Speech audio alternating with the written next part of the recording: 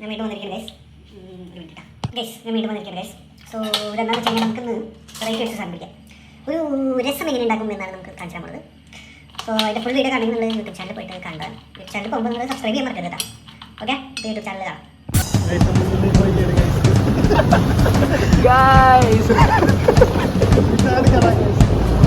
അപ്പോൾ എല്ലാവർക്കും നമസ്കാരം.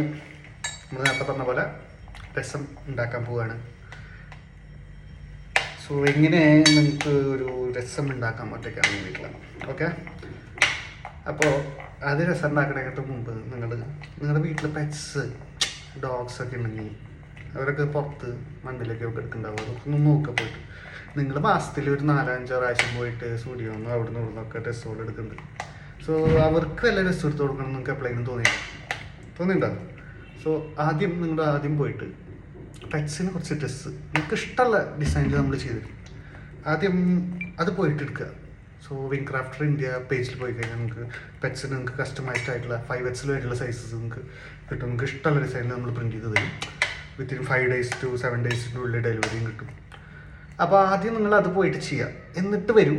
അപ്പോൾ ഞാൻ രസം എങ്ങനെ ഉണ്ടാക്കുക എന്ന് പറഞ്ഞുതരാം. ഓക്കെ, അപ്പോൾ ഇന്നേക്ക് ബൈ.